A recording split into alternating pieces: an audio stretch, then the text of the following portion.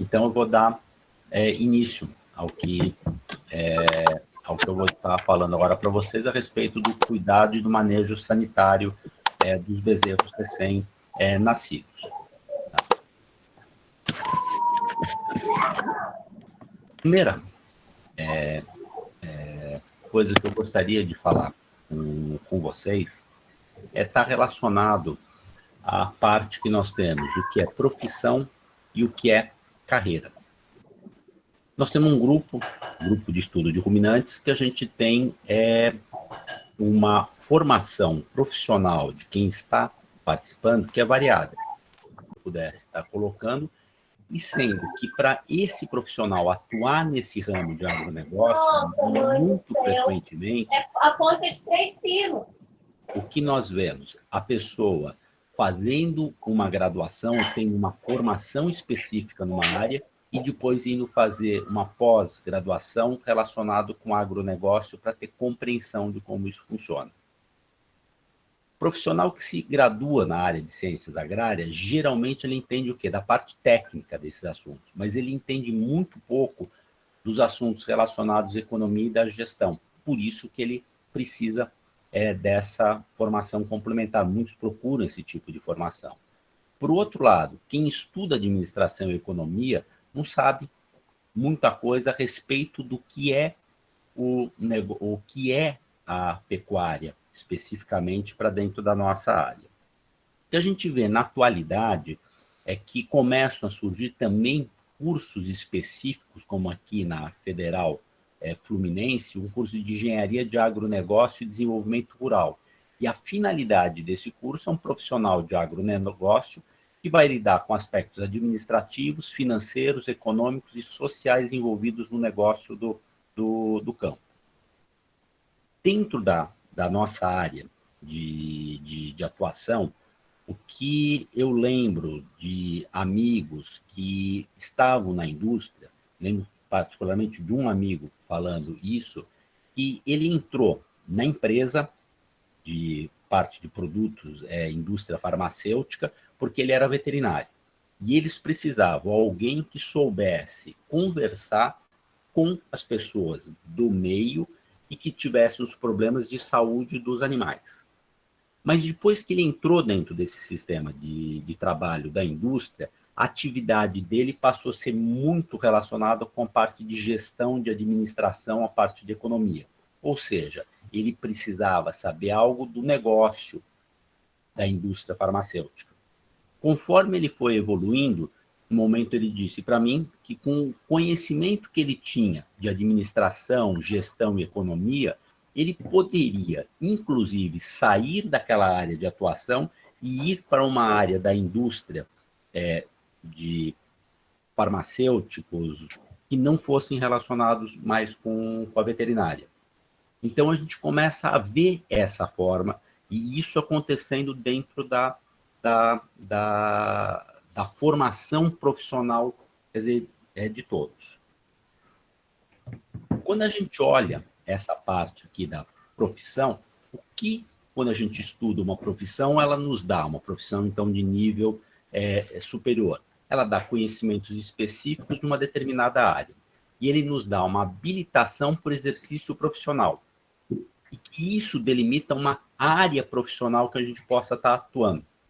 Ou seja, na hora que eu estudo veterinária, eu tenho um campo que é muito importante de conhecimento, que é relacionado com patologia animal. Na hora que eu entendo de patologia animal, eu faço algumas áreas de atividade que são privativas do veterinário. Ou seja, para que eu possa atuar dentro daquele segmento profissional, eu preciso ter uma habilitação específica. Eu me registro num conselho de classe que me habilita para que eu exerça essa função. Então, vejam, eu estava falando para vocês. Então, eu vou ter áreas que são específicas de uma área de delimitação profissional, ou seja, determinados tipos de atividades, a gente só pode exercer ela se a gente tiver uma habilitação profissional. Então, certas áreas de atividade na veterinária são privativas ou relacionadas à veterinária, é privativo aquele que tem o diploma de veterinário, estudou veterinário e aí está habilitado para exercer esse tipo de exercício profissional. Ou seja, isso o que é a profissão. Dizer, nossa, da mesma forma vai acontecer isso, vão ter áreas da agronomia, principalmente relacionados à parte toda de agricultura, que é privativo do agrônomo. Por exemplo, num determinado momento, eu precisava, no hospital, controlar a parte de carrapatos. Existe um produto que interfere na parte de quitina do carrapato que pode ser aplicado no pasto, chama regente o produto. Eu fui na casa agropecuária, lá aqui na Copercitos, perguntar a respeito do produto, a informação que eu recebi. Aquele produto só pode ser vendido se tiver receita de um agrônomo. Aquele produto não é comercializado para qualquer pessoa. Ou seja, se eu não sou agrônomo, eu não posso fazer determinados tipos de atividade. Existem restrições. A mesma coisa acontece nas outras profissões como um todo. Algumas de uma forma muito clara, o que a gente não pode fazer. Por exemplo, se eu pegar a parte de engenharia, se eu resolver fazer uma construção a partir de uma determinada metragem, eu não posso fazer essa construção se eu não tiver estudado engenharia. Não. Isso se repete em várias profissões, em várias áreas, sendo que esses limites do que uma profissão termina e começa a outra, a gente percebe que isso cada vez está menos claro na atualidade. Isso é uma transformação que a gente vai vendo e que as coisas vai ocorrendo no transcorrer dos anos. Se eu olhar dentro da parte de veterinária, que é a área que eu posso, com mais liberdade, estar falando, porque é a minha área de formação, o que me diferencia como profissional das ciências agrárias em relação aos outros profissionais que atuam dentro dessa área? É a formação que a gente recebe na área de patologia animal. Essa área de patologia animal, que envolve a parte de doenças, eu poderia também, uma área específica de clínica e de cirurgia, estar falando da patologia médica, da patologia cirúrgica, que estuda o quê? As doenças. E por ela estudar as doenças, ela tem um conjunto de informações que são teóricas. Em contrapartida, eu tenho dentro dessa área de atuação a parte de clínica médica e clínica cirúrgica que estuda o doente, ou seja, ela tem uma relação prática da profissão. Eu recebo um animal, examino esse animal, fecho um diagnóstico e proponho um tratamento. Essa atividade prática é essa que delimita essa área de atuação profissional. Para eu fazer esse tipo de atividade, eu trabalhar com o doente, fazer a parte prática, eu preciso ter o diploma de veterinário. Para eu ter essas informações e ter esse conjunto de informações sobre o que é a doença, isso é conhecimento aberto, geral, qualquer pessoa pode adquiri-lo e pode ter. O exemplo que eu dei para vocês, então, como veterinário, eu não posso prescrever defensivos agrários. Eu não posso ser responsável por uma construção rural a partir de uma certa metragem. Com certeza, pode ser até todas eu não tenha habilitação para ser responsável por ela, precisa ter uma formação específica. Da mesma forma, se eu sou um agrônomo, eu não posso realizar cirurgia nos animais. E eu não posso prescrever tratamento da diarreia de um bezerro, por exemplo, porque isso envolve essa parte doente prática, que exige uma formação específica da pessoa. Quando eu passo para a carreira, quando eu entro na parte da carreira como um todo, os conjuntos de conhecimentos que eu preciso ter para exercer uma determinada função na sociedade, eu preciso muitas vezes ter a profissão que me dê esse direito de exercer isso, mas eu tenho que construir aquele profissional que eu desejo ser. Como veterinário, eu posso exercer clínica veterinária. E eu posso usar meus conhecimentos que eu tenho em patologia animal, patologia médica, adquiridos no curso de veterinária, para decidir sobre o manejo dos bezerros quanto à administração de colostro, de leite, na propriedade que eu trabalho. Como zootecnista e como agrônomo, eu não posso exercer a clínica veterinária, mas eu posso usar os conhecimentos existentes em patologia animal e patologia médica para tomar a mesma decisão que o veterinário toma. Esse conhecimento que eu tenho aqui de patologia animal, patologia médica, é um conhecimento universal e que pode ser utilizado para todos e por todos, independente dessa formação profissional. Eu posso saber tudo de patologia médica, tudo de patologia animal, e mesmo assim eu continuar sem saber nada sobre doente. Vejam, eu posso ter essa informação só que essa parte daqui de clínica médica e clínica cirúrgica, ela precisa que a pessoa sofra um treinamento e que isso é específico dentro de uma área. Quando não se percebe essa diferença, frequentemente se comete erros muito grandes nas decisões que são tomadas. Essa formação da pessoa que entende sobre o doente, ela é feita numa forma de aprendizado por maestria. O mais experiente ensina o menos experiente. O menos experiente repete aquilo que foi ensinado e, na exaustão de vezes repetindo aquilo que foi ensinado para ele, ele se torna um mestre naquele assunto. E aí ele tem condição de exercer aquela área de conhecimento. Quando eu construo a carreira profissional, eu vou precisar disso, conhecimento. Esses conhecimentos daqui, eu vou ter que estabelecer aqueles que eu acho que são necessários.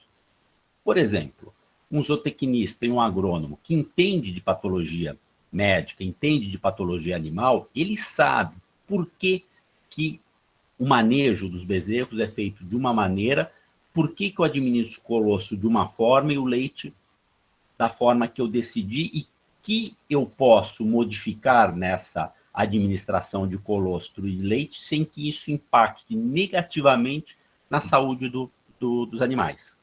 Ele precisa ter esse conhecimento para poder exercer o que é a sua atividade profissional. Então, na hora que ele constrói essa gama de conhecimentos, ele alicerça a carreira dele para que ela tenha embasamento em conhecimento. Quando eu construo essa carreira profissional, eu vou procurar, então, agregar conhecimentos que vão contribuir para que eu possa servir aos outros da melhor forma possível. Toda vez que eu falo na profissão, eu tenho que associar servir aos outros.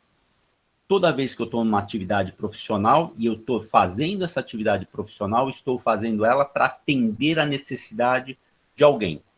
Quando eu assim me posiciono, eu tenho sucesso naquilo que eu estou fazendo. Quando eu quero que os outros me sirvam na profissão, eu estou fadado ao insucesso. E vejo, 20% do que eu construo na carreira profissional, do sucesso que eu vou ter, diz respeito aos conhecimentos técnicos que eu tenho. 80% está relacionado com a psicologia, com a minha identidade, com crenças, como eu enxergo aquilo que é feito. Não. Dentro de um curso que vocês fazem, um curso profissional, nós focamos esses 20%. Essa parte dos 80%, isso fica a cargo de cada um procurar aquilo que precisa para fazer aquele conjunto de conhecimentos que ele precisa para que ele tenha sucesso dentro da profissão. Ou seja, quando a gente passa a falar dentro da parte da carreira, vão ter aspectos. Aquilo que eu acho que é importante. Então, se eu achar que é importante eu saber falar inglês, eu vou lá e estudo inglês. Se eu achar que é importante eu entender sobre marketing, eu vou lá e estudo marketing. Se eu achar que é importante eu entender sobre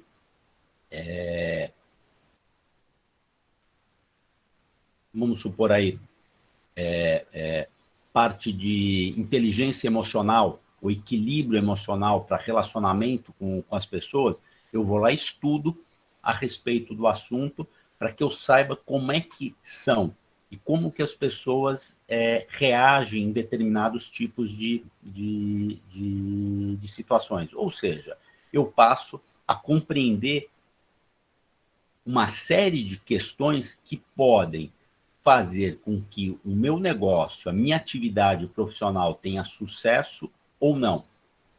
Esse 80% eu deixo aí marcado para vocês olharem o quanto é importante de tudo isso relacionado com a profissão que a gente resolve desempenhar e exercer. A palestra que a gente está dando aqui, eu vou usar 3 pressupostos e 3 premissas que eu aceito como verdadeiros. Ou seja, é assim que eu entendo toda essa parte da veterinária e tudo aquilo que a gente faz. Primeiro dessas premissas, que não tem produção animal com produtividade se eu não tiver saúde animal. Segundo, saúde animal é um fator que determina como deve ser o manejo e a alimentação dos animais. Eu não crio os animais da forma como eu quero, eu não os alimento da forma que eu quero,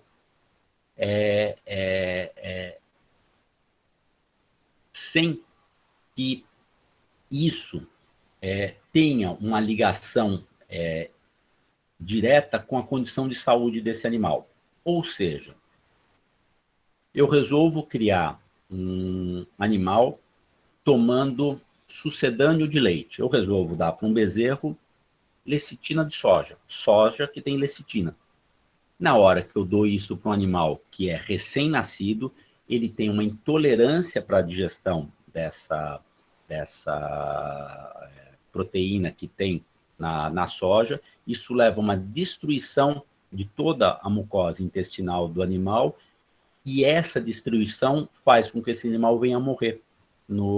E aquele leite dessa soja que eu dou, esse leite de soja que eu dou para o animal, ele passa esse animal recém-nascido de uma forma a não sofrer digestão. Da forma como eu administro, ele sai da mesma forma nas fezes do animal. Ou seja, seria muito bom eu usar soja na alimentação dos animais no bezerro recém-nascido, só que eu não posso fazer isso porque isso é incompatível com a vida do animal. Ou seja, o manejo que eu quero impor, alimentar, ele não pode ser seguido porque existe uma questão de saúde que impede que isso venha a acontecer. Diversas situações é isso que a gente acontece e que a gente vê dentro da atividade da criação dos animais. A saúde animal é um fator restritivo, é um fator que faz com que certas decisões de manejo de alimentação não possam ser assumidos e não possam ser seguidos. Terceira premissa é que no manejo dos animais devemos criar condições semelhantes àquelas vistas na natureza. Ou seja, da forma como um bezerro ele mama, eu deveria, quando eu passo um aleitamento artificial, tentar reproduzir condições que fossem as mais semelhantes daquelas que eu vejo na natureza. Ou seja, se eu pegar uma madeira e botar uma teteira, uma válvula que mimetize goles pequenos de leite, isso vai ser muito melhor para a digestão do leite desse bezerro do que se eu der o leite no balde para ele. O bezerro toma o leite com a temperatura corpórea da mãe, que está na faixa de 38 graus. Eu devo dar o leite nessa temperatura. Eu não devo dar leite gelado para o animal. Então, eu devo copiar aquilo que eu vejo na natureza para as condições de manejo, de instalações ou de procedimentos que eu venho adotar nesses animais. E levar sempre em consideração que a natureza é sábia. E se ela faz de uma determinada maneira, porque aquela deve ser a melhor forma, e foi a forma que a seleção natural fez com que aquilo existisse na atualidade. Para eu entender de saúde animal, eu preciso entender de patologia animal. Não tem como eu querer entender de saúde animal se eu não entender dessa parte daqui. Ainda dentro dessa parte, eu posso falar que eu tenho doenças de rebanho, eu tenho saúde no rebanho. Veja, dentro da clínica, meus pressupostos são que o meu diagnóstico de uma enfermidade é feita no conjunto de sintomas, que não há doença, somente doentes. Quando eu falo de doenças, como eu disse para vocês, eu estou falando de patologia médica e cirúrgica. Quando eu falo de doentes, eu estou falando de clínica médica, clínica cirúrgica. Quando eu falo uma doença no rebanho, e hoje a gente escuta isso com muita frequência, na verdade, o que eu estou dizendo é que existe a existência da doença no rebanho, só pode ser constatada por meio dos doentes. Quando eu falo que tem a doença no rebanho, eu vou lá, na unidade 1, do animal 1, eu detecto que tem uma determinada enfermidade. Então, eu vou no bezerro primeiro e faz, esse bezerro está com broncopneumonia. Vou no segundo bezerro, esse bezerro também está com broncopneumonia. Vou no terceiro, esse também está com broncopneumonia. Tenho lá 6 bezerros recém-nascidos, ou 6 bezerros com 30 dias de vida, 3 bezerros estão com broncopneumonia. Eu tenho uma incidência de 50% dos meus bezerros naquela faixa etária de até 30 dias com broncopneumonia. Eu tenho um problema no meu rebanho de doença relacionado com sistema respiratório. A constatação dessa doença no rebanho foi por meio do doente. Quando eu passo a falar de saúde no rebanho, nessa condição, eu posso usar marcadores, índices, perfis para verificar o estado de saúde da população e do rebanho de bovinos e avaliar riscos para que os animais adoeçam. Então, eu vou lá no meu bezerreiro, aqueles bezerros que têm o problema de broncopneumonia, eu tiro sangue deles, ou tiro o sangue dos bezerros recém-nascidos, e percebo que a quantidade de imunoglobulina, a quantidade de proteína total que eles têm no sangue é muito baixo, indicando que naquele valor abaixo do que eu estou esperando, que existe um risco real naquela população, eles não estarem mamando colosso de forma adequada. Na hora que eu percebo que isso acontece, eu vou lá e modifico o manejo de fornecimento de colostro para os meus animais. Aí eu verifiquei que tem um risco da doença acontecer. E como eu fiz um limiar lá, que abaixo dele eu acho que o risco é muito grande e merece uma intervenção, eu vou lá e faço essa intervenção. Então eu estou fazendo o quê? Avaliando condições de saúde dentro desse rebanho. Posso também fazer isso que determinados tipos de formas de criação põem em risco a saúde dos animais. E eu faço essa modificação. Vou dar um exemplo para vocês. Uma propriedade que a gente esteve agora recentemente, a gente foi várias vezes nessa fazenda. Era uma fazenda de bezerros da raça Wagyu. A raça Wagyu é uma raça europeia criada, europeia do hemisfério norte, porque ela é criada no Japão. É um Bos taurus, um animal que tem muita gordura no corpo e que gosta de frio. Ele é adaptado a condições climáticas frias. A propriedade fazia a seguinte forma: ela pegava receptoras Nelores e colocava embrião do Wagyu. Quando esses bezerros nasciam, nós tínhamos uma mãe Nelore. Nelore gosta do quê? De calor. Ou seja, Nelore vai para ambiente que a temperatura seja mais elevada. Com um filhote que gostava do quê? De um clima mais ameno, mais fresco. O que a mãe fazia? Ela vai para o ambiente que ela sabe que ela deve ir, um ambiente mais quente. E na hora que ela expunha esses bezerros no ambiente mais quente, esses bezerros sumiam no pasto. Eles procuravam ambientes ou eles ficavam muito cansados e não acompanhavam a vaca Nelore e se perdiam no pasto. Muitos animais eram achados 2, 3 dias depois, com uma sintomatologia mais variada possível de enfermidade. Quando nesses animais a gente começou a dar como indicação que eles ficassem mais confinados, se criando um ambiente que fosse mais ameno, a quantidade de problemas começaram a diminuir. Quando a gente vai e conversa com os criadores, ou a associação de criadores da raça Wagyu, ela diz exatamente isso, que até 5 meses de vida, esses bezerros eles precisam ser criados numa condição muito especial, porque eles sofrem muito com o ambiente quente, se eles forem mantidos.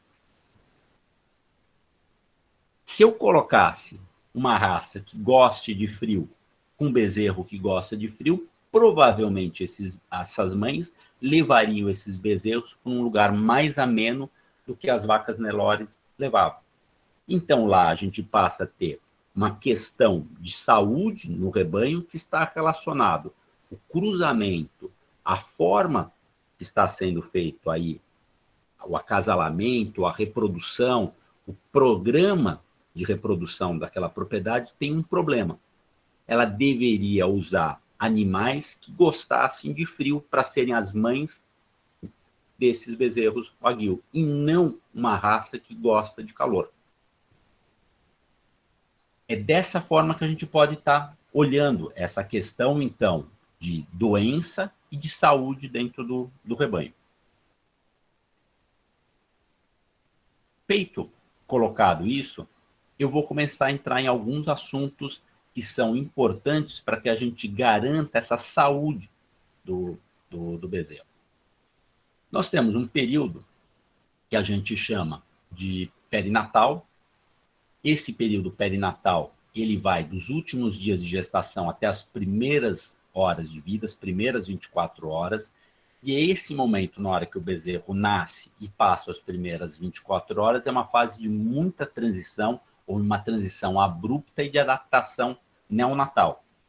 Esse bezerro estava dentro do útero e que está recém-nascido, ele precisa assumir funções que eram coordenadas pela placenta. Ele precisa assumir a função cardiorrespiratória, ele precisa assumir a termorregulação e a nutrição dele, a alimentação dele, através do colosso e depois do leite. Essa função cardiorrespiratória, ele tem que inverter como que a circulação de sangue está acontecendo no coração. Isso é tão dramático que, quando a gente tem um nascimento, ninguém deveria perguntar por que o animal morreu. A gente deveria se perguntar por que o animal sobreviveu. É tão forte essa alteração e em 1 minuto que o animal tem que assumir para ele sobreviver, que cabe muito bem nisso falar que isso é o milagre da vida.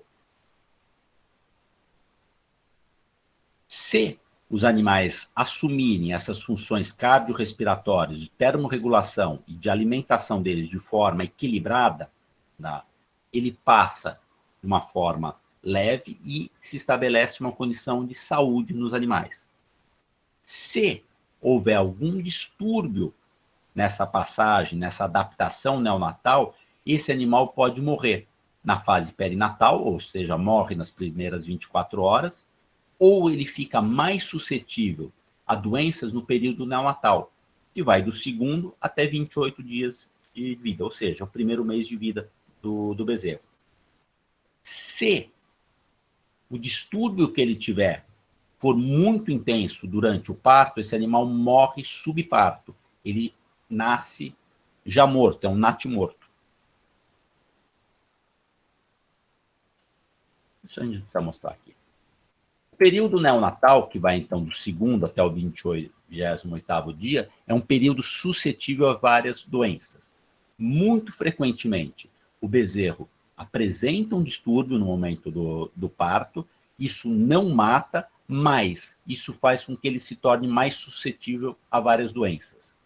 E o que predispõe para que ele seja mais suscetível é a imaturidade do sistema imune dele, primeiro ponto, e a segunda, relacionada com a condição de placentação dos ruminantes, onde a imunidade passiva, ou a imunidade desse bezerro, toda ela é transferida via colostro. Ou seja, o bezerro nasce, se ele não mamar colostro de qualidade, em quantidade suficiente, ele não tem defesas orgânicas, ele não tem defesa humoral suficiente para se proteger dos desafios que ele vai ser submetido naqueles primeiros meses de vida.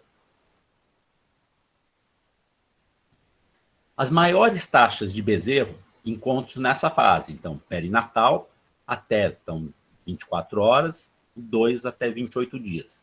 Sendo que ela é 2 vezes maior em bezerros filhos de novilhas, ou seja, quando a vaca é primípara no primeiro parto, ela tem 2 vezes mais chance de apresentar, os seus bezerros apresentarem problemas do que uma vaca que já pariu uma vez. E que é maior em animais que sofreram um parto laborioso e distóxico. Coincidentemente, as novilhas são aquelas que mais frequentemente têm parto distóxico laborioso. Então, o que a gente poderia afirmar para vocês, que um parto distóxico, um parto que não flua de uma forma normal, é um fator predisponente muito importante para tudo que vai acontecer de doença nos meus bezerros. Ou seja, se a minha estrutura de fazenda para o momento do nascimento não for muito bem estruturada, eu perco no momento do parto o futuro da minha fazenda, que são os bezerros que vão estar nascendo. O que acontece? Na hora que eu tenho uma distocia, esse animal se asfixia durante a aparição. E durante essa asfixia, ele pode ou morrer, ou ter lesões orgânicas importantes que vão fazer com que ele tenha uma diminuição do reflexo de sucção e deglutição nas primeiras 12 horas. E o fato dele não deglutir e não ter sucção faz com que ele não mame o colosso da forma adequada. Quando eu tenho uma propriedade falha de transferência de imunidade passiva, eu obrigatoriamente tenho que olhar o que é que está acontecendo no parto. Como é que são os nascimentos daquela fazenda. Um bezerro asfixiado, vocês vão ver aqui a quantidade de leite que ele toma, ou de colostro que ele toma nas primeiras horas de vida. Veja a diferença de um bezerro sadio, que toma até 4 horas 3 litros, mais aí pouco mais de 1 litro, até 12 horas ele tomou seguramente aí 4, 5 litros de colostro. Esse bezerro, nesse período, tomou menos colostro, uma quantidade bem menor. O ápice de absorção desse colostro são as primeiras horas pós-nascimento. E esse bezerro asfixiado, vejo que ele tem uma mortalidade maior no primeiro dia de vida e uma frequência de animais enfermos entre o segundo e o 21º dia, que é 4 vezes maior do que aqueles que não foram asfixiados. E uma mortalidade aí que é 6, 7 vezes maior nos animais que são asfixiados. E essa razão é porque essa quantidade de colostro não aconteceu de forma adequada naqueles animais que sofreram asfixia. Quando a gente fala de doença de bezerros, de boi, de uma forma geral, nós vamos ter algumas doenças que são relacionadas com o animal adulto. Isso pensando principalmente o bovino leiteiro, nós estamos aqui colocando. Essas doenças relacionadas a animais adultos são principalmente relacionadas ao periparto. Nós vamos ter dentro dessas doenças da glândula mamária, do aparelho genital, as doenças de casco. Aqui também poderia ter colocado uma seta das broncopneumonias, que são doenças tanto dos bezerros como de animais adultos. Né? Mas a broncopneumonia talvez não tão relacionada ao periparto, mas sim uma doença relacionada ao animal adulto. Essas doenças de periparto que a gente tem, muitas vezes estão relacionadas a erros na alimentação. Esses erros na alimentação podem, numa vaca de média produção, determinar que apareçam distúrbios hepáticos e numa vaca de alta produção, os distúrbios metabólicos. Esses distúrbios metabólicos, por exemplo, uma vaca com hipocalcemia, uma vaca com cetose, ela tem uma involução uterina retardada. Ela é mais predisposta a ter infertilidade. Não. Um exemplo.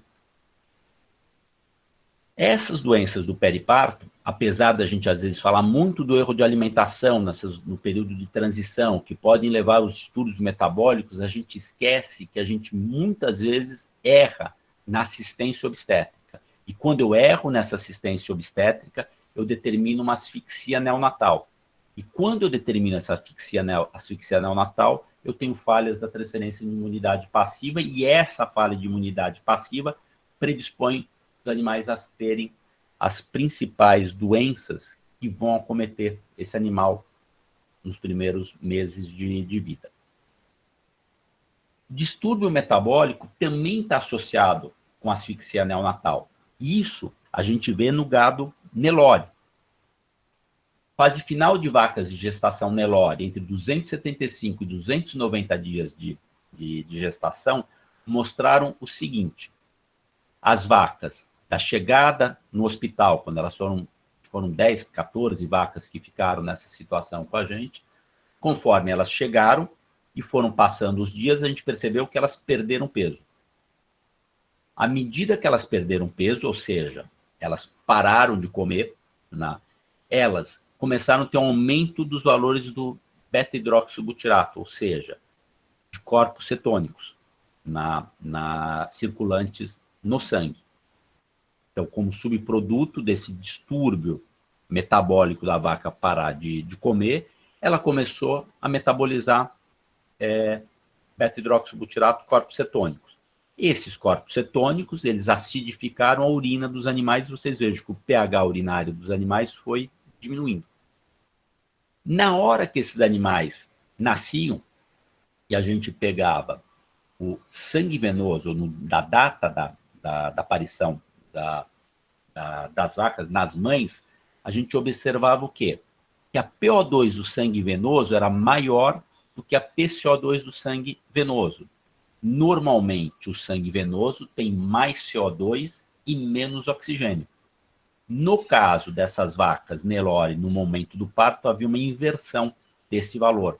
Os animais mantinham o pH dentro da faixa de normalidade, mas claramente eles mostravam uma compensação respiratória para equilibrar isso que nós falamos anteriormente. Ou seja, essas vacas Nelores apresentavam um distúrbio metabólico, uma cetose, e esse distúrbio metabólico associado à asfixia. Porque quando a gente olhava os filhotes dessas vacas, metade delas tinha alterações cardíacas, como tem pronto, acho que saiu o som. Está fazendo uma microfonia. Tem alguma sala que está aberta, ou um microfone aberto que precisa ser fechado, porque ele está dando microfonia aqui. Com as alterações cardíacas, 50% dos animais tinham arritmia e bradicardia.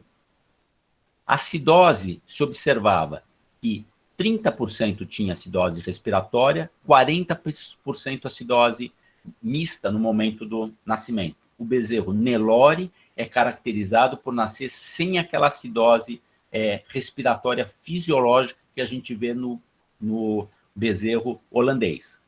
E 40% desses bezerros nasciam... Pronto, diga. Uma dúvida aqui da Beatriz. Ela gostaria de perguntar se as principais causas de asfixia seriam erros no manejo? Sim. Eu vou falar isso daqui a pouquinho. Tá? Eu já entro nisso daí. Tá bom. Eu já vou continuar essa parte daí. Tá Muito bom? obrigada. O bezerro tingido de mecônio, 40%.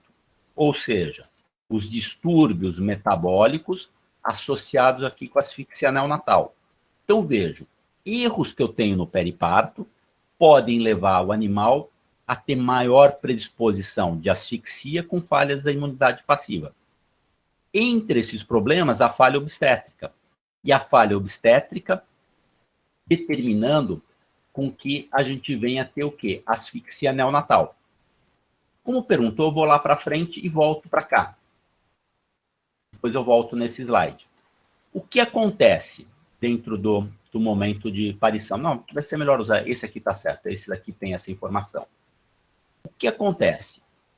Durante o parto, eu posso ter anormalidades no útero durante um parto distóxico, sob diferentes fatores. E isso determina interferência nas trocas gasosas materno-fetais. Ou seja, a quantidade de troca de oxigênio feito na placenta, ela sofre uma flutuação por causa de uma anomalia relacionada com parto distóxico. Geralmente relacionado ao quê? Excesso de força na tração desse bezerro, associado com as distocias que prolonguem o período de expulsão do bezerro, e excesso de força no momento da tração. Afora esses três fatores, eu posso ter como razões que determinam isso, tração antes da hora. Ou seja, eu resolvo tracionar meu bezerro quando eu ainda estou numa fase de dilatação, numa fase ainda que o parto está evoluindo de forma fisiológica, eu resolvo fazer essa tração para adiantar o processo de nascimento. Na hora que eu tenho essas variações da troca materno-fetais, esse bezerro pode asfixiar imediatamente após o parto. E é essa asfixia que mais nos preocupa. Ele pode também ter uma asfixia tardia, relacionada com falta de surfactante. O bezerro nasce perfeitamente normal, 1 hora, 2 horas depois, ele começa a ter um desconforto respiratório agudo. Geralmente, o que a gente vai ter associado com as distocias é essa forma aqui de asfixia. Excesso de força no momento da tração. Erros no momento da assistência obstétrica.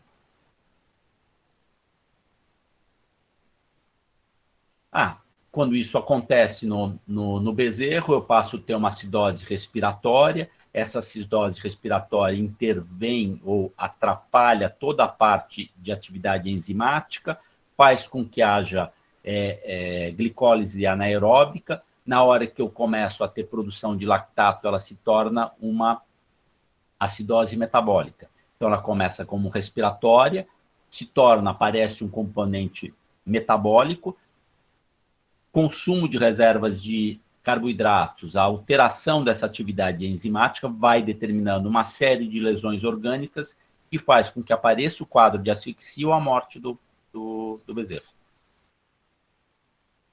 No momento do parto, o que é importante? O animal está num lugar tranquilo. Ele precisa estar num lugar tranquilo e esse lugar precisa ser limpo, precisa ser adequado. Ou seja, quando eu vou num pasto de maternidade de uma vaca, ela precisa estar num local onde esse pasto seja alto, né? Ou seja, esse pasto seja formado, esse animal ele possa deitar num local que ele não fique em sujidade, ele não fique em lama, né? Eu posso ter isso dentro de um estábulo onde eu coloque uma cama de feno, por exemplo. Então, vejo aqui, essa vaca está parindo numa cama de palha, de feno, de palha de trigo. Em algumas regiões eu tenho isso. Pode ser que aqui na nossa região seja interessante usar palha de arroz, pode ser que seja bom eu usar em determinado local feno de cross-cross, de baixa qualidade, que eu não quero dar mais para os meus animais, e que eu vou usar ele, então, como cama dos animais. O local precisa ser tranquilo. Geralmente, a vaca vai parir de madrugada. Ou seja, na hora que ela passa a ter um ambiente tranquilo, ela consegue desenvolver o parto dela. Ou seja, ela controla esse parto dela. Ela consegue tanto acelerar como retardar, em certos limites, a ocorrência desse parto. E ela traz esse horário de parto para aquele horário que o ambiente esteja mais tranquilo, mais sossegado. Se eu quero ter isso, a vaca precisa deitar. Ela geralmente, para parir, ela deita e prancha de lado. Aí é possível a vaca parir também de pé, mas muitas vacas prancham de lado. Se eu garantir uma certa distância do animal, eu dou segurança para que ele venha a desenvolver o parto. E intervir só no momento certo. E qual é o momento certo de fazer uma intervenção? É depois que houve ruptura dos envoltórios fetais, ou seja, quando eu já estou na fase de expulsão. Aqui a gente está vendo o envoltório amniótico, a coloração aqui, que é creme, me diz que é isso. Se fosse o alantoide, ele seria azulado, a coloração, na hora que a luz bate no alantoide, que é rico de urina, o líquido que está no interior dele é amarelo, mas pela refração da luz, ele fica azulado. Né? Então, quando eu olho essa coloração, eu sei que aí eu estou dentro da bolsa amniótica. No momento que essa bolsa romper, dá início à fase de expulsão. E essa fase de expulsão dura de 1 a 3 horas na vaca plurípara e de 4 até 6 horas na vaca primípara. Ou seja, numa vaca primípara, eu posso esperar até 6 horas para fazer a intervenção. Numa vaca plurípara, eu posso esperar até 3 horas para fazer a intervenção. Geralmente, entre 1 e 2 horas após a fase de expulsão, o parto já encerrou. Então, é muito importante eu saber quando que a fase de ruptura, quando a ruptura dos envoltórios fetais aconteceu, sim. Porque no momento que eu sei o horário que essa ruptura aconteceu, eu posso programar se eu devo ou não devo, se eu devo aguardar ou se eu já aguardei mais do que é o razoável para fazer uma intervenção. No momento que eu não sei quando essa ruptura aconteceu, a minha intervenção pode acontecer no momento errado, ser precoce. Por isso que ela é muito importante, a gente ter essa informação. Para fazer parto eu preciso ser aqui, ó, como essas duas pessoas aqui, com as vacas aí cimental delas, tá lá sentado, tomando sua cerveja. Está esperando o parto acontecer, em vez de estar puxando a pata do bezerro para adiantar a ocorrência desse parto. Então, eu preciso ter muita paciência para fazer a assistência obstétrica. E se eu precisar de um auxílio, a primeira coisa precisa ser feita com higiene. Se eu olhar aqui, esse ambiente não está o mais higiênico, mas a vaca tem e as vacas que estão mantidas uma do lado da outra, elas estão limpas. Então, provavelmente nesse local, se eu fosse fazer o parto dela aonde ela está, eu colocaria o quê? Feno aqui embaixo, para proteger essa área, para quando o bezerro nascesse, ele caísse num ambiente limpo.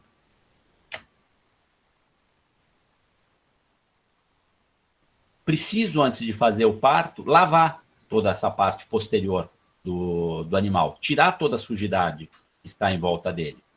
E aí eu preciso verificar posição, apresentação e atitude fetal.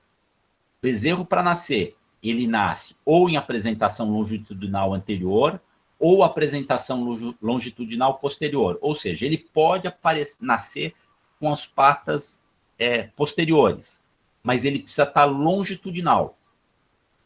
O dorso dele, que é a posição, precisa estar em contato na mesma direção do dorso da mãe. Então, ele precisa estar numa posição superior, dorso do bezerro com o dorso da mãe. E os membros precisam estar estendidos, que é a atitude. Se vocês olharem nesse bezerro, o que acontece com a pata dele? Essa pata está flexionada. Dessa maneira, o bezerro não nasce. Eu preciso retificar essa pata para aí poder fazer a extração. Quando eu for fazer esse procedimento, toda a minha assistência obstétrica é feita dentro da cavidade uterina. Se o parto, se a ruptura dos envoltórios já aconteceu há um certo tempo, pode ser que eu precise colocar mucilagem. Frequentemente, num parto distóxico, eu preciso colocar de 10, 20 litros, 30 litros de carboximetilcelulose para que esse bezerro passe a flutuar, a nadar dentro do líquido amniótico. Quando o útero está próximo e está aderido ao bezerro, eu não consigo fazer as manipulações que eu preciso, eu não consigo fazer a correção das posições.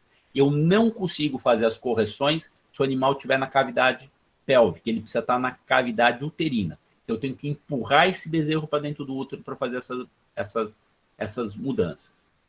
Ao tracionar o feto, eu tenho que proteger a região aqui do períneo, entre reto e o ramo dorsal da vulva do animal. Eu tenho que me preocupar que esse cordão umbilical não se rompa muito próximo ao umbigo. E como que eu consigo isso?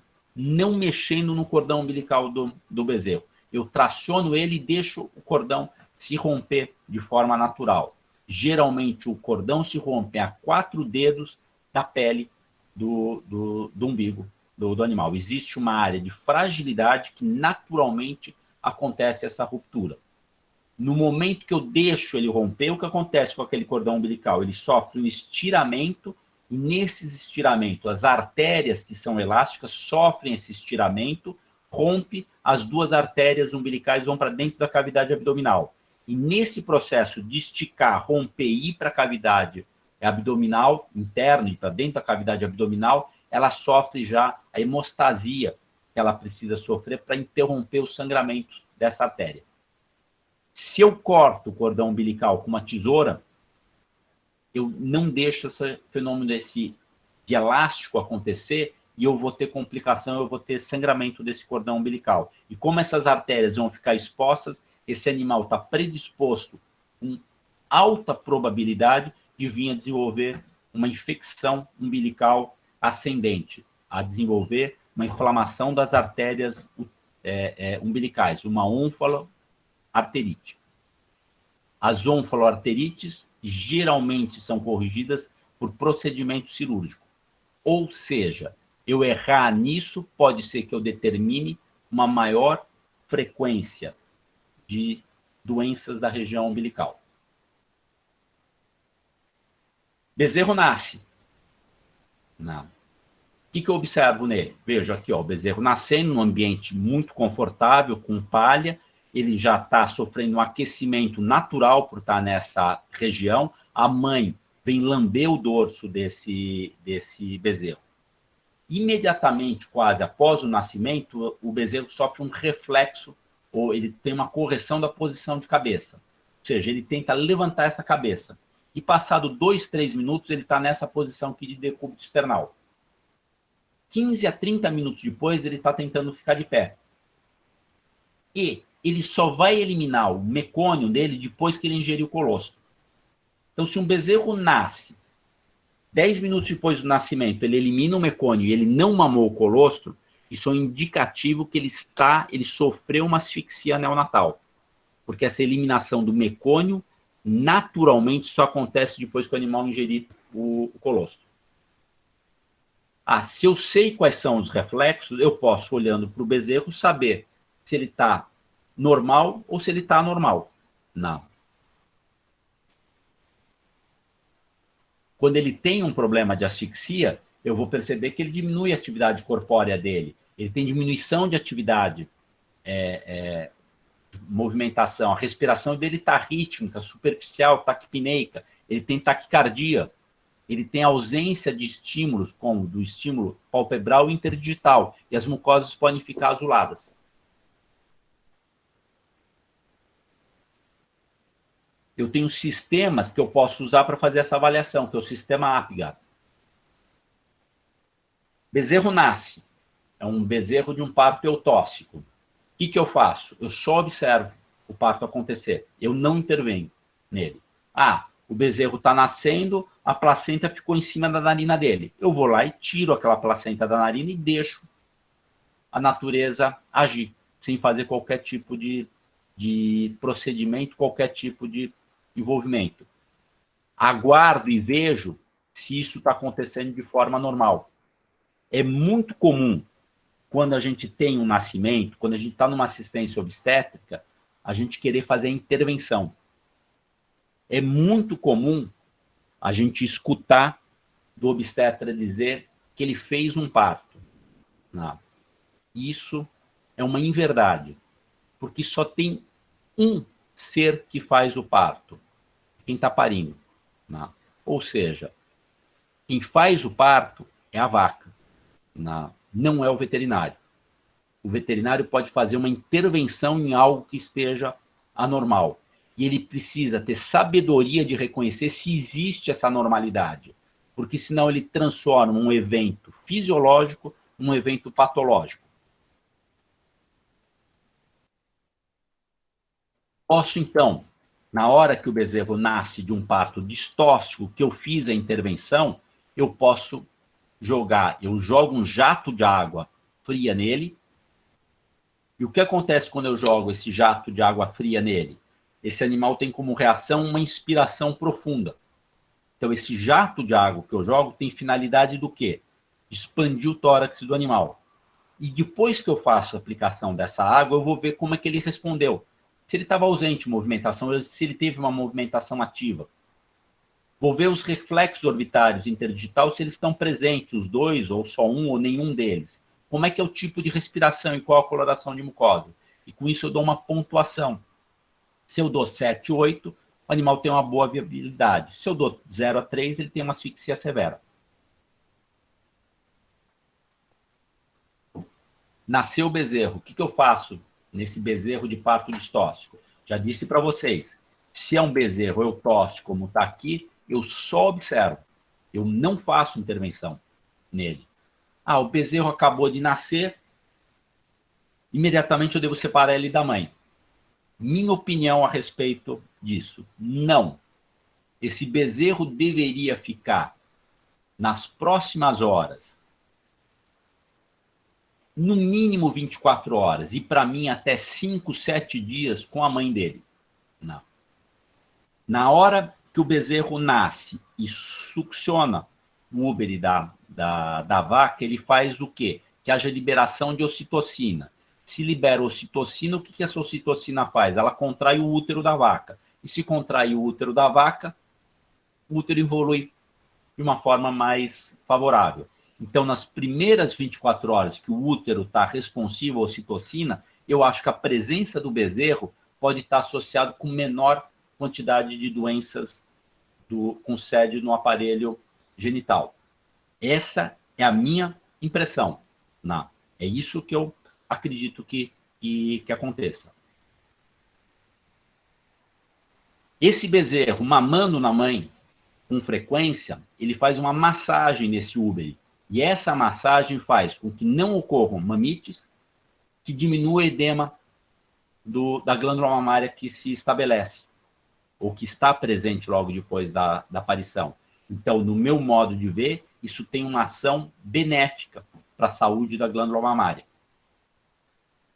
Como eu disse para vocês, eu deixaria, dentro da minha forma de ver, o bezerro ficando com a mãe nessa primeira semana de vida. Não.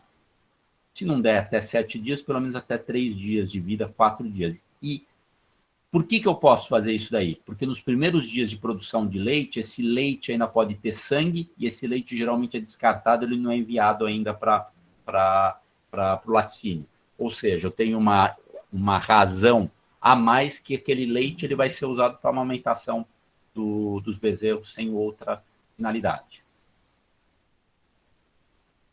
Bezerro é mamífero. Mamífero gosta de leite da mãe, da espécie afim. Todas as tentativas de vocês usarem qualquer outro produto que não seja leite, elas são, no meu modo de ver, catastróficas. Elas não funcionam e elas estão associadas com diarreia dos bezerros.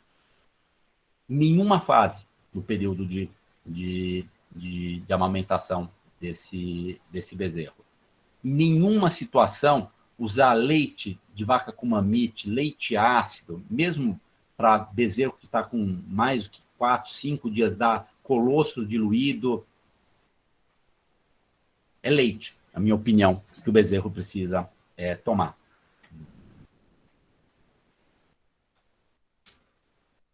Quais são os cuidados desse bezerro do parto distóxico? Primeiro deles, na hora que eu tenho uma asfixia, ou quando eu tenho um animal que eu suspeito que esteja com risco de ter uma asfixia neonatal, a primeira coisa que eu faço no momento de tirar dele é separar o bezerro do útero com a ruptura do cordão umbilical. Isso eu posso fazer por cesariano ou pela tração. O procedimento que a gente mais recomenda que não mexa no cordão umbilical. A tentativa de mexer nesse cordão umbilical mais leva a rupturas em locais errados do que ajuda a ruptura a acontecer no local certo. Não. Acabou de fazer essa separação de mãe, do filhote, da placenta. O que a gente faz na sequência? O pêndulo do bezerro. Eu levanto esse bezerro e faço um movimento de pêndulo para quê? Para eliminar secreções que estejam nas vias aéreas anteriores. Faço 2, 3 movimentos de pêndulo e deito esse bezerro. Na hora que eu deito ele, eu jogo um balde de água fria, em sentido cauda, cabeça. Aquele jato passa como um fluxo. Como ele está vindo da cauda para a cabeça, o animal não inspira esse líquido. A inspiração está num sentido, o líquido está correndo em outro sentido. Então, não tem risco do animal aspirar esse líquido.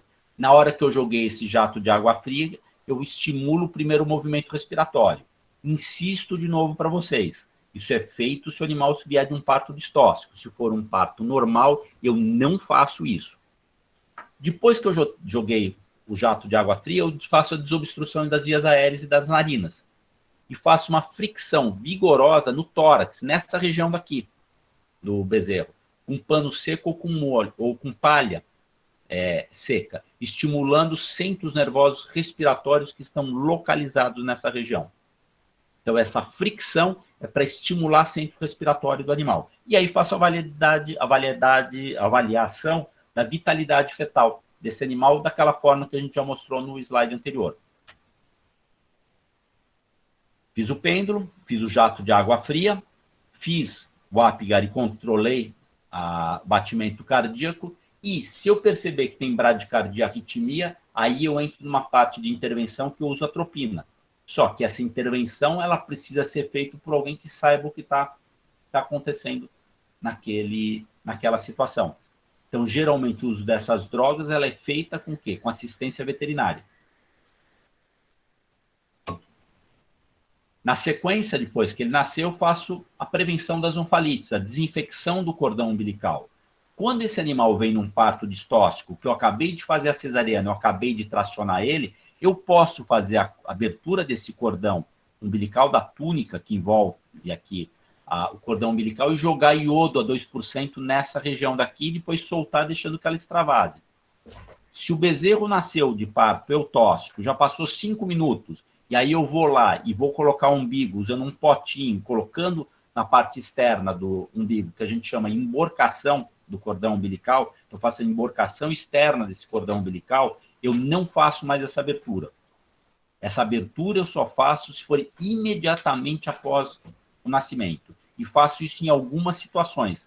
Pode ser situações que eu só opto por fazer a emborcação externa do cordão umbilical. O iodo a 2%. A mais do que 2%, ele é muito irritante. Mas na fazenda o pessoal gosta do umbicura. Não, ele gosta de usar violeta de genciana. O ideal é tintura de iodo a 2%.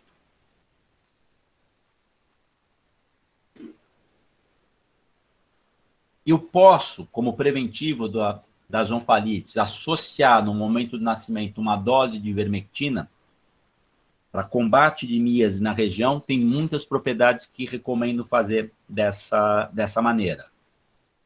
Eu não tenho convicção da eficiência desse procedimento, mas também não tenho evidências de que ele não funcione quando feito dessa maneira. Mas, se o cordão for bem seco, ele não vai ter míase. O cordão com míase é cordão umbilical, é região umbilical que não está com uma evolução adequada e correta.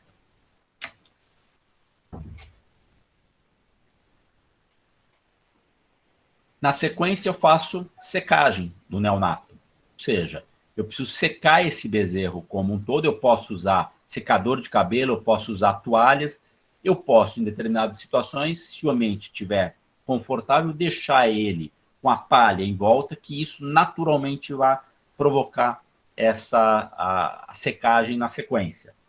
É comum um bezerro, nesses primeiros momentos de vida, depois que ele nasce, ele perder até 1 grau Celsius. Ou seja, se ele nasce com 39, ele vai para 38. Mas se ele nascer com 38 graus, ele pode ir para 37, 36,5. Abaixo de 37, a gente recomenda que seja feita uma intervenção para aquecer esse bezerro, não deixar essa temperatura cair abaixo de 37 graus. Quando a temperatura cai, muitas vezes ela está caindo associado com uma hipoglicemia. Primeiro eu tenho a hipoglicemia, depois eu tenho a hipotermia. Então pode ser que logo depois do nascimento, se eu percebo que a temperatura está caindo, seja interessante eu fazer a mensuração de glicose. Se der menos que 50 miligramas por decilitro de glicemia, é bom eu dar glicose para esse animal intravenoso. 0,2 gramas para cada quilo de peso vivo. E se ele mamar colosso? Colosso dá energia para o bezerro. Colosso também é uma forma de eu garantir que essa glicemia seja mantida. E posso, então, usar cobertores, posso colocar esse animal no ambiente adequado. Esse bezerro que está aqui do lado do Nelore, um bezerro muito grande, um bezerro clonado, era um bezerro que a gente já sabia que eles tinham muitos distúrbios de adaptação neonatal, e eles precisam de uma supervisão diferenciada do que esse bezerro, que é um bezerro oriundo de inseminação artificial, que vai suportar muito bem esse período de nascimento dele, esse período de adaptação neonatal. Então, dependendo da raça e do procedimento de biotecnologia utilizado, eu preciso ter cuidados mais intensivos ou não. Depois que eu fiz o controle da temperatura, eu ofereço o colosso por meio de mamadeira ou sonda.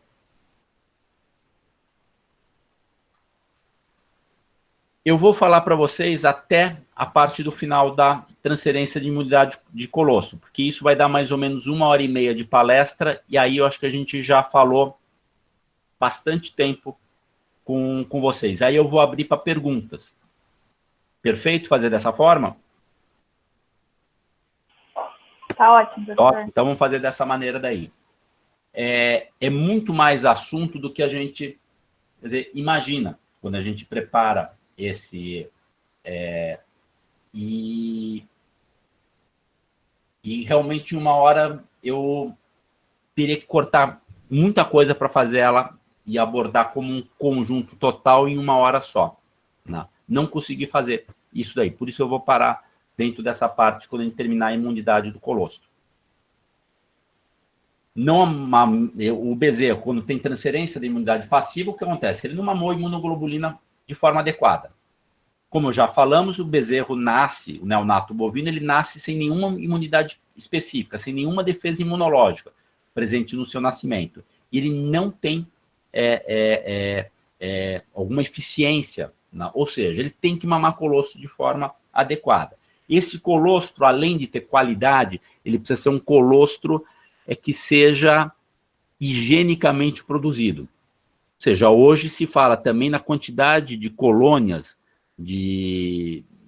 fecais aí que estariam presentes dentro desse colostro, que elas deveriam ser menos que 100 mil colônias por ml. Ou seja, eu não posso dar fezes para o animal mamar. Eu preciso dar um produto que tenha qualidade. E existe também um fator celular envolvido. O ideal seria que o bezerro mamasse um colostro fresco. Ou seja, mamasse o colostro da sua própria mãe, e não um colostro que fosse congelado, que toda essa parte celular foi destruída. Mas o principal que eu preciso dar realmente são as imunoglobulinas. Além de imunoglobulina, eu dou energia, eu dou gordura para esse animal. Então, colostro tem um fator de energia para o animal e um fator imune. E quais são as falhas? Quais são as razões para ter falha da transferência de imunidade? 1. Mãe não produz colostro. Ou ele é pobre ou é insuficiente a quantidade. Essa condição daí pode ser decorrente. A vaca tem um problema na glândula mamária, essa mama não produz mais leite. Essa vaca está muito emagrecida na fase final de gestação, e ela já está tão esgotada que ela não tem reserva orgânica para formar colostro de forma adequada. Então, ela não produz esse colostro de forma certa. Segunda, falha na ingestão. E essa é a principal razão que a gente vai ter. A falha da ingestão associada. O bezerro está asfixiado, ele não mama o colostro. A última possibilidade, ele não absorve no intestino. Eu dei o colostro com 24 horas de nascimento. A permeabilidade a macromoléculas do intestino já se fechou. Um dos primeiros slides eu disse para vocês que a natureza é sábia. No bezerro asfixiado, o tempo de fechamento da barreira do intestino para as macromoléculas demora mais tempo do que num bezerro rígido. Ou seja, naquele bezerro que asfixiou, o organismo animal sabe que ele tem que ficar mais tempo aberto para ele poder mamar o colostro e se proteger e continuar vivo. Não. 3 tipos de secreção láctea. A do lado esquerdo, mais amarelada, é um colostro de boa qualidade. Aqui é um colostro de baixa qualidade. Então, só pela coloração dele ser mais amarelado, já me permite, mais denso, me permite já fazer a afirmação se o colostro tem qualidade ou não. Antes de eu administrar o colostro para o bezerro, na hora que eu pego na mamadeira, eu já faço uma avaliação.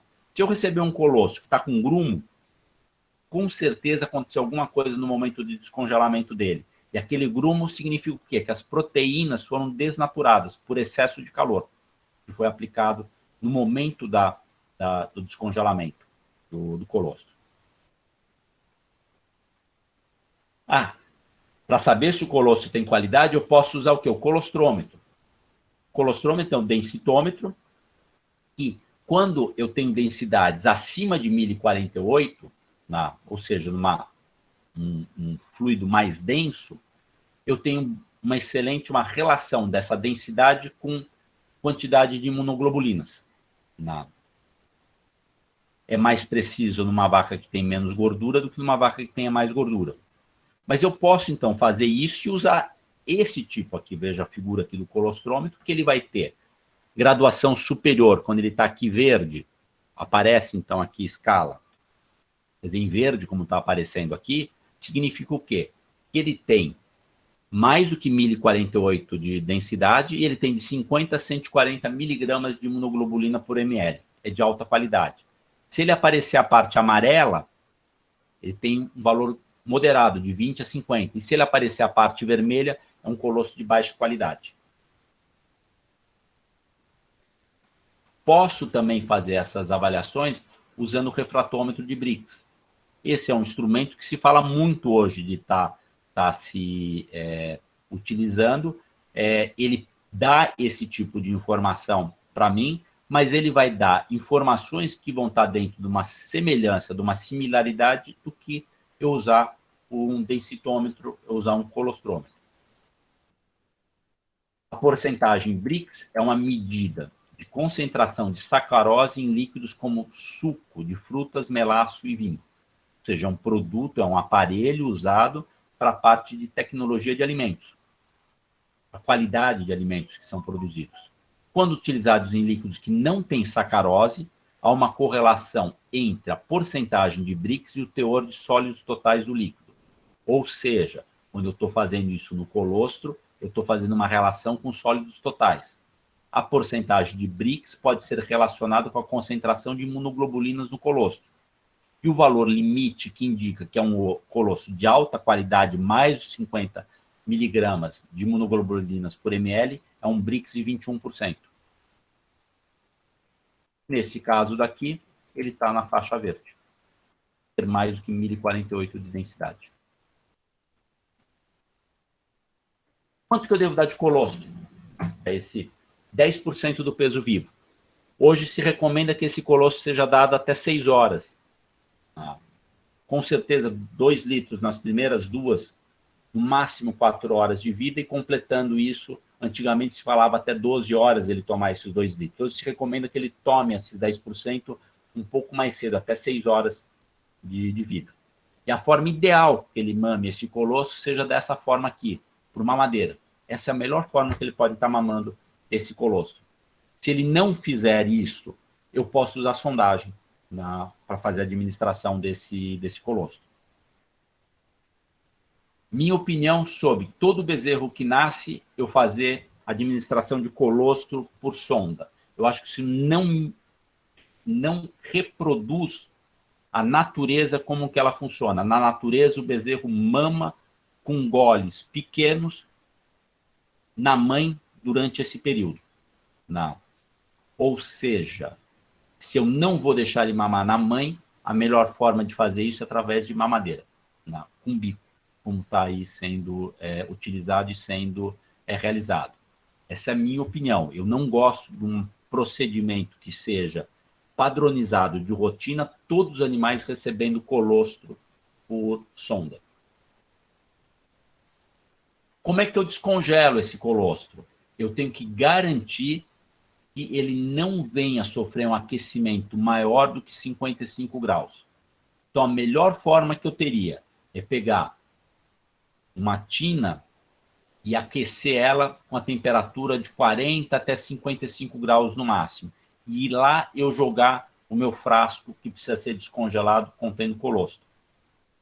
Se eu colocar direto no fogo, sempre colocar um prato na parte do fundo, porque isso garante que a temperatura que está na superfície aqui da parede, do vasilhame, não vai ser maior do que a temperatura do líquido como um todo. Se esse vasilhame ou esse saco com colostro ficar direto aqui na parte que está sendo aquecido, com certeza essa parte mais inferior vai estar numa temperatura mais alta do que aquela que eu estou medindo através do termômetro. Então, o ideal, aqueço a água, ponho na temperatura que eu acho ideal, e aí eu jogo o leite, o colostro, para ser descongelado. Se eu tenho 2 litros e eu resolver usar uma caneca de 2 litros, vai ser difícil eu descongelar. Eu tenho 0 graus, 40 graus. Não, eu tenho que ter lá 30, 40 litros de água, 2 litros de colostro. Aí eu consigo descongelar ele com eficiência. Eu preciso dar tempo para que esse processo aconteça de descongelamento. Então, se eu coloquei, eu não posso fazer isso e querer 5 minutos depois ter o colostro descongelado. Eu tenho que ter novamente o quê? Paciência. Eu não tenho paciência, eu esquento mais do que deve, eu desnaturo esse colostro. E aí ele fica cheio de grumo. E se eu perceber que ele está com grumo, joga fora, porque ele não serve mais para nada. Posso usar esse tipo aqui de sonda, que é uma sonda humana, uma sonda estomacal humana, ou aqui para alimentação interal do humano, que ela tem uma série de pérolas na ponta de peso, e quando a gente introduz ela invariavelmente para no abomaso do animal. É uma sonda muito fina, feita de um material que o líquido do colostro, mesmo sendo espesso, ele flui com muita facilidade. Ou seja, é um plástico especial onde ele não adere, as partículas não ficam aderidas na parede dele. Ou seja, ele flui com muita facilidade, por isso ele pode ser utilizado e funciona muito bem.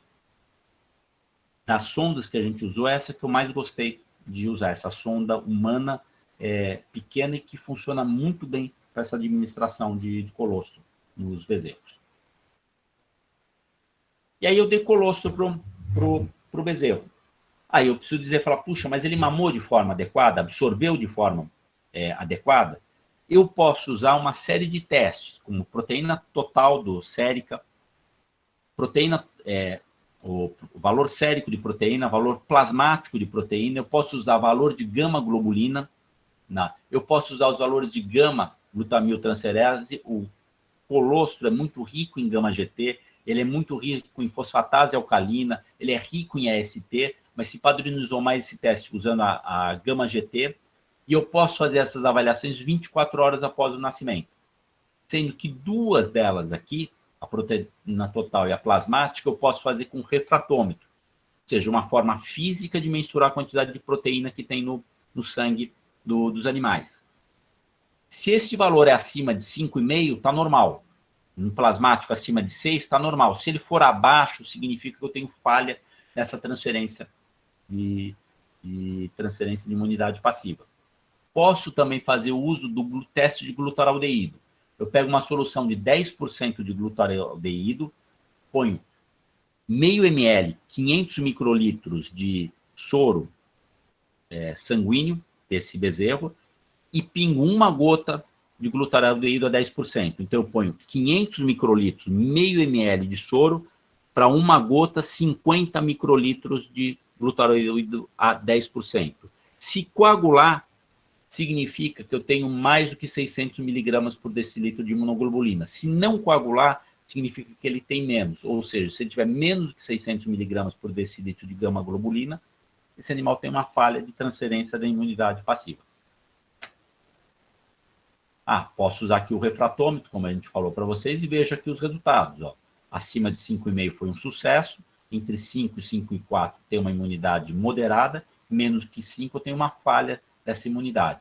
Eu olho aqui do lado, eu vou ter aqui o lado que é média, a parte de soro plasmático, do lado direito aqui a densidade urinária. Quando eu zero o aparelho com água, eu uso aqui a escala no W, que é o water, que corresponde a 1000 de densidade. E o refratômetro de Brix? Eu posso usar ele para avaliar a proteína sérica do sangue de bezerro? Também posso. A calibração dele é feita com água destilada, conforme a recomendação do fabricante. O procedimento da amostra de sangue é o mesmo usado no refratômetro de proteínas séricas. Eu coloco uma gota de soro e vou ver o valor aqui do Brix. Se o valor for, aqui é uma gota de soro por prisma, porém o valor que indica adequada transferência de imunidade é de 8 para cima. Se deu mais do que 8,4% de Brix, significa que ele foi adequado. A vantagem, se eu uso esse sistema Brix, é que o mesmo aparelho serve para avaliar a qualidade do colostro, como para checar se a imunidade passiva aconteceu de forma adequada. Volto a insistir para vocês. Eu posso usar esse sistema Brix, mas isso é uma substituição, é uma outra forma de fazer a determinação, ao invés de eu fazer com densitômetro e com refratômetro, ou usando o teste de glutaraldeído.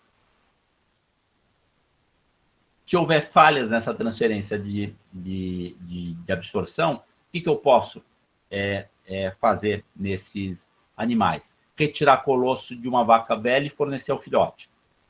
A importância de banco de colostro, ela no meu modo de ver, principalmente para aquelas situações onde a vaca não desceu o colostro de forma adequada. Aí eu tenho como substituir esse colostro nessas primeiras horas de vida. Pode ser que a vaca não tenha dado colostro nas primeiras 6 horas, ela vai dar esse colostro depois, mas ela já vai dar um colostro que talvez não tenha qualidade adequada. Pode ser que esse colostro já esteja se transformando em leite. Lembrem que parte das vacas pode ter injeção espontânea de leite na fase final, e esse colostro ser drenado por essa injeção espontânea. Se for uma plurípara, a diferença da qualidade de leite ou da quantidade de proteína total de uma vaca plurípara, da primeira para a segunda ordenha, é pequena. Mas se for uma primípara, da primeira para a segunda ordenha, eu já tenho uma redução muito significativa. Ou seja, o colostro de uma vaca primípara, se for de segunda ordenha, ou se for num animal que teve ejeção espontânea de leite durante o pré-parto, ele é de baixa qualidade. Se for de uma plurípara, ele ainda tem qualidade boa.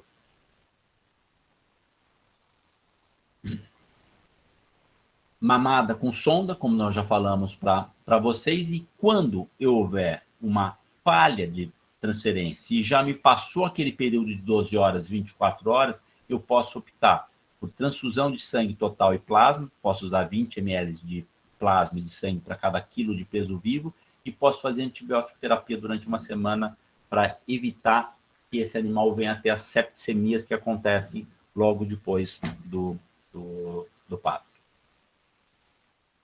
Se fala muito, como última coisa que eu vou falar para vocês, vindo aqui no final, se fala muito sobre vacinações das vacas, de uso de vacina para evitar a ocorrência de doenças respiratórias, de evitar a ocorrência das diarreias virais ou os quadros de endotoxemia associados com Escherichia coli. Esses sistemas que a gente usa de vacinação, quem tem que ser vacinado é a vaca no final da gestação.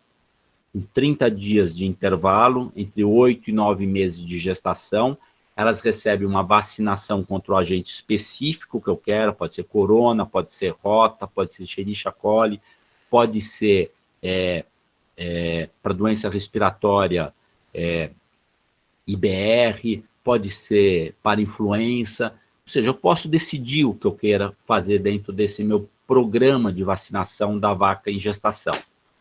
Mas depois que eu faço isso, eu estou conseguindo o quê com essa vacinação? Aumentar a concentração de anticorpos específicos no colostro da mãe. E, para que haja essa transferência de imunidade passiva, depois que eu vacino a mãe nessa fase final, eu preciso garantir que o bezerro tome colostro de forma adequada. Então, não adianta nada eu vacinar a mãe se eu não der colostro, se aquele colostro, o manejo desse colostro não for bem efetuado e bem realizado. Então, vacinações de vaca em final de gestação podem ser interessantes, desde que eu dê colostro de forma adequada para esses bezerros. E com essa última colocação, eu encerro o que eu ia falar para vocês. Aqui a gente tem uma imagem do nosso hospital veterinário, com as instalações que a gente utiliza para todas as nossas atividades, tanto de ensino, como de extensão, como de pesquisa aqui na faculdade. Aqueles que não são alunos da FISEA, não são alunos do curso de Medicina Veterinária e estudam veterinária em outra escola, nós oferecemos estágios obrigatórios no momento de conclusão do curso. Se alguém tiver interesse, será muito bem recebido aqui na nossa estrutura. Obrigado pela atenção de vocês.